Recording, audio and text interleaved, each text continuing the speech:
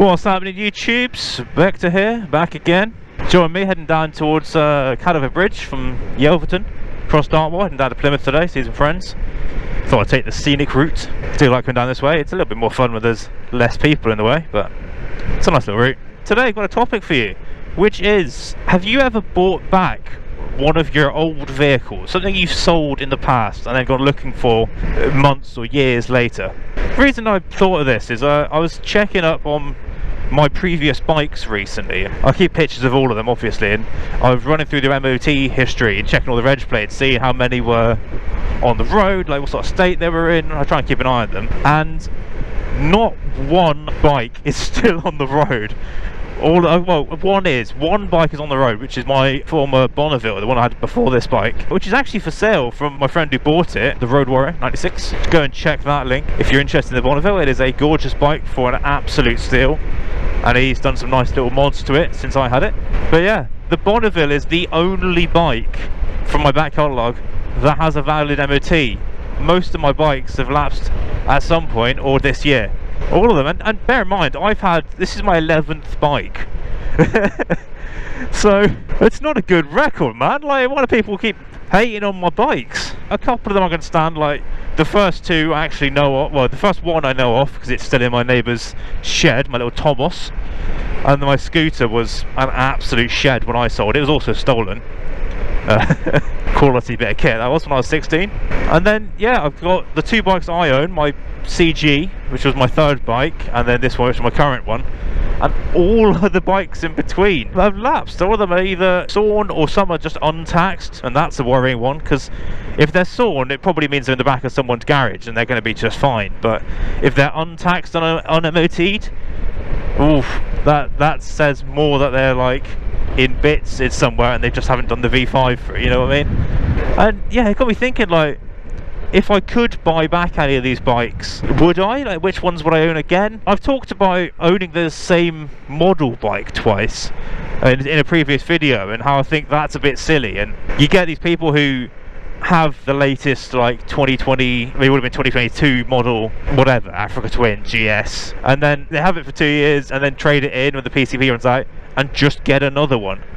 And how that's always confused me, because I'm like, do you not want to try something else? Do you not want to ride something else, own something else? Do you not want to change it up? And if you don't want to change it up, why don't you just pay off the first one and then own your bike instead of having the bank own it, own outright? For me, like, I probably wouldn't buy even the bikes I've really enjoyed, like my V-Strom 650. I really loved that bike, but I wouldn't buy another V-Strom 650 now.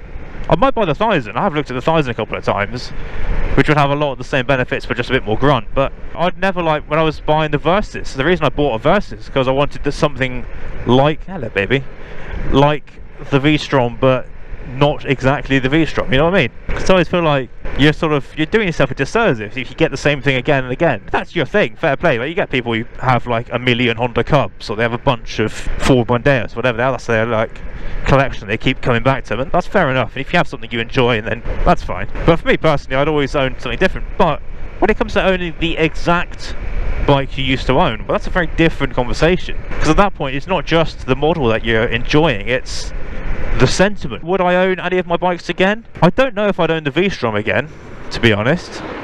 Like, I loved that bike, but I don't know, I've done it now. I don't know if I would. Like, I don't know if I have enough attachment to want it back, unless it was very cheap and someone offered it to me, I suppose. But in general, I wouldn't go looking for that. I think the only bike I might consider is my Honda CB500, because I owned that bike the longest. I owned that for, what did I have that for? 4 or 5 years, maybe more. That was my second A2 bike after the Virago Harry carried itself. I took it up to Lincoln and sort of moved around with it up there, and it was only up there that I then sold it and got the V-Strom. But that was a cracking bike, and I had a really good time with that. I'd be tempted to buy that again if I could, although it has suffered a bit in the years since the past, even before its current MOT lapse. someone's clocked it at some point, it's suddenly lost like 30,000 miles. And that can be innocent, that can just be like the speedos, you know, the back of the speedo drives failed and they've put a different unit in rather than fix it. But it can also be someone a bit shady. And it was showing its age when I sold it. It was a little bit tatty around the edges, but it had tons of life left in it. How much sentiment do you have for these vehicles? Like, do you have them, the one that got away, the one that you really wanted? And like I say, the Bonneville I really loved, I didn't want to sell, but it's up for sale now, and I'm not going to bother trying to buy it at this point because it still doesn't do anything that I need at this point. Like, the issues I had when I sold it, I still have. And actually, and even when like my financial situation is better, as much as I love that bike, I would probably get something different. I'd probably get maybe a different one, maybe one of the SE Bonnevilles, so I could do more mods to it and treat it a bit rougher without worrying about it being the T100. Or maybe I'll get a scrambler and I can explore more with it and stuff like that. But it's interesting, isn't it? Like, it's a weird one. And actually, my best mate recently, he went looking for his first little scooter back when we were 16. I had my chavtastic Gilera Runner 50 SP, absolute scrote wagon, and he had this beautiful little Vespa, 50cc. Was it 2-stroke? It might have been. One of their, like, you know, Vespa 2-strokes, like a good one. I actually don't remember. It wasn't an old one, it was brand, I think, was it brand new or like almost new? Lovely little thing, bright red, like candy red, little bit of chrome, little chrome rack on the back. Beautiful little thing. It had more torque than Gilera, but was slower. Sorry, just distracted slightly here. I love coming up over this. We just passed California Bridge right here. This vista here, where just Plymouth just opens up in front of you, and you've got Plymouth Bay, you know, Plymouth Sound out there. The whole city's across the entire vista. Up to the left there, the sun's still shining. Up on like Bovis Sands towards that way. Cornwall's over there, the way I came, so I've sort of dog-legged around to come the nicer way. It's a hell of a city. Plymouth has its faults, but it's good when viewed from afar. But yeah, he had a whim out of nowhere and went looking for his Vespa. And he owned that Vespa for years, actually. It was off the road for a while, but he owned it for years, and he didn't really want to sell it. He kind of wanted, like, to either just keep onto it just for sort of a runabout, or he kind of wanted his girlfriend to have a go on it at some point, but then she wasn't too interested. He kind of sold it because he had to, because it wasn't financially viable to keep. But yeah, he went looking for it, and unfortunately he can't find it just at the moment. He got in contact with the guy he sold it to.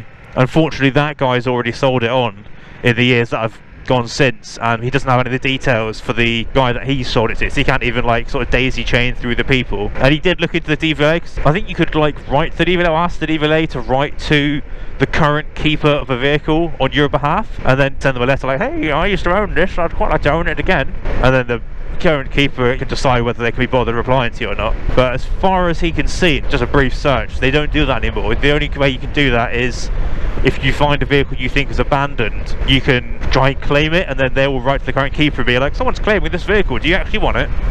And if they don't get a reply, then you can have it, then you can, you know, yoink it away. But yeah, so it's lost to the ages unless it pops up on for sale somewhere, and he's gonna keep an eye out for the reg plate and do periodic little searches for it and stuff. It's an interesting one, and it also raises then a subsequent question, which is, how much do you pay for sentiment? What is sentiment worth to you? Because a lot of times, if you wanted the same model, you could just go and buy one from anywhere. Like if I wanted a CB500, I could just go and buy one, and it would probably be cheaper and closer and more convenient and better condition. You know, you get a nicer bike. But if you want your bike, you end up a lot of the time paying through the nose for it. I watched a YouTube video recently, actually, a guy, he had this bike and he owned it for like 30 years, like it was in various states of disrepair, and he kept sort of, it would be off the road for a couple of years, he'd get it back on briefly in a gap between other bikes, and then it would go off the road again. And he bought it back, and it's an absolute shed now, like it's properly ruined, like all the bodywork's gone, like bits of it are missing, like he bought it in boxes and paid quite a lot of money for it. It's a tricky one where you have to draw a line under when the sentiment is no longer worth the financial sense, and that's something that's going to vary for every situation depending on how much money you have, how much sentiment you have for the vehicle, because that's going to vary a lot. Like if it's a vehicle you just happen to used to own and fancy back, that'd be one thing, but if it's like your first bike, your beloved bike, blah blah blah, like that's then going to be worth a lot more to you. And that's kind of why I've still got the CG, because when I got my A2 I was going to sell the CG, and then I was like, well actually back then it was only worth like 500 quid, 600, 700 quid maybe. Now it's probably worth a bit more actually. I'll probably get 1200, 1500 maybe at a push, because they're quite desirable now. These like simple bikes, they get used for customs a lot, popular for delivery as well. But even now, that bike is not worth enough for me to part with, and I don't, unless shit really hits the fan with me in life, or unless I leave the country, I really don't see myself selling that bike, because there's no real point now. Even when I take it off the road, I've enjoyed it recently, but I've said a few times I'm probably going to get a 250 down the line, and at that point the 250 will scratch the same itch the CG does, so I'll probably take the CG off the road again. But even then, I'll just take it off the road and sawn it. It's not going to cost me anything, and it's small enough that you can stick it in the corner of your shed or your garage or living room even, and it's not going to get in the way. It's not a hassle to move around with, really. So in that case, the Sentiment is worth, well, at least 1,500 quid so far. And where would that, like, if that bike suddenly started developing a bunch of value, where would I draw that line where it's no longer where I want the money more, you know? Because that's my first bike. It's my first motorcycle after I had my scooters, and it's my first geared bike when I was 17. And that raises a subsequent question, which is it better to leave these vehicles in the past where the memories are pure and unruined, or do you buy it back and then risk going, oh, actually this is a bit crap now, oh, actually this is really slow, and you know, well, it doesn't run very well, it's not really unreliable, and now you've tarnished your memory of owning that vehicle because it's sort of a bit rubbish in reality. And it's a big risk, it's absolutely a risk, and it's sometimes, do you actually miss the vehicle, or do you miss the memory of the life you had when you had the vehicle? It's like when boomers are like, oh, back in my day, like, the world was so much better, and you're like, it wasn't. Back in your day, you were 20 and now you're 60, of course things were better. Like, you don't miss the world when you was younger, you miss you when you were younger.